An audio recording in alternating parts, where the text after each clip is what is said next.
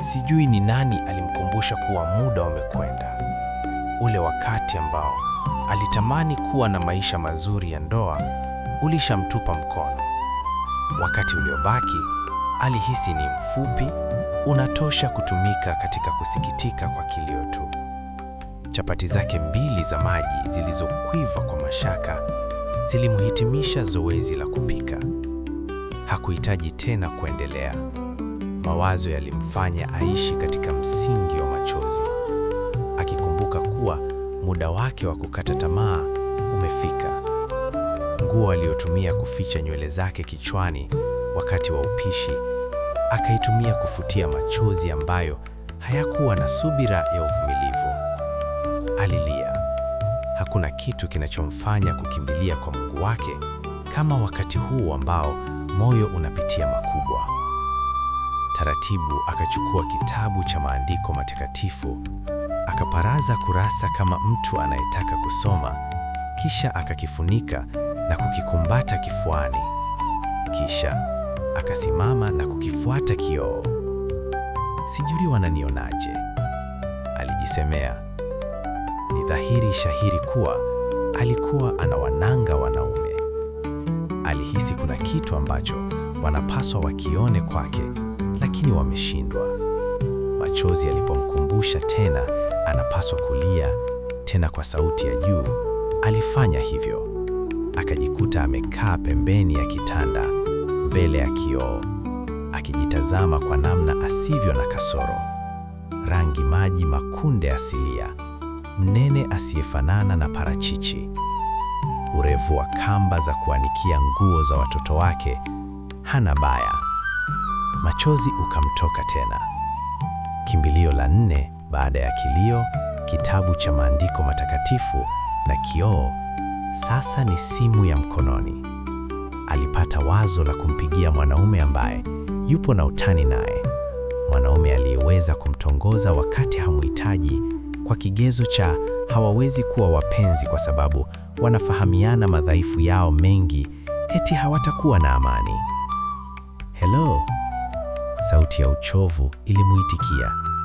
Ilionyesha ametoka kulala au yupo na dakika 6 au 7 tokea achukuliwe na usingizi. Nisamehe kwa simu yangu ya muda mbaya, aliomba. Kisha akaweka wazi kuwa analia. Sauti yake ya kukwaruza ilipeleka hisia kwenye simu. Ikasikika na mwanaume anayejitambua. Kulikoni? Natamani uniambie ukweli. Hivi mimi naonekanaje? Kwa nini sina bahati? Hakuna mtu anayenisumbua. Hakuna mtu anayenitafuta.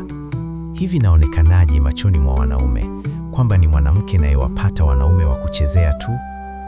Akalalamika. Sauti kwenye simu ilitulia. Mikwaruzo ya kitanda ilisikika kuashiria mpigiwai anatafuta sehemu nzuri ya kukaa. Kisha akarudi tena hewani.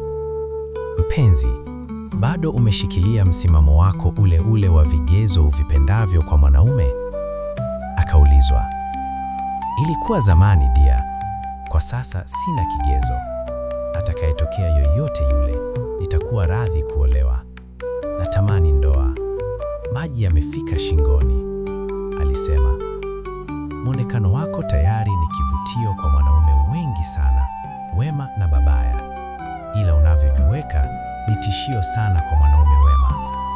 Mwanaume mbaya atakutamani, pengine kwa lengo la kushiriki naye tendo moja tu, kisha kutoweka. Huyo atakuona kwa namna mwili wako ulivyonona. Mwanaume wema atakupenda, pengine kuhitaji kuwa nawe kwa muda mrefu, lakini nao wanapenda zaidi tabia njema na matendo ya ndani ya mtu. Na kama watakupenda kwa kuvutiwa na uzuri wa umbo, basi haiwapi sababu ya kukurupuka kuhitaji ngono, zaidi ya kukusifia tu kuwa Mungu alikuwa na uziada wa kukuumba. Kazi ni kwako mwenyewe kujiweka katika muonekano wa kuwa mke na si muonekano wa kuwavutia wanaume. Unaweza ukaonekana kama kahaba, lakini hupatikani kwenye madanguro.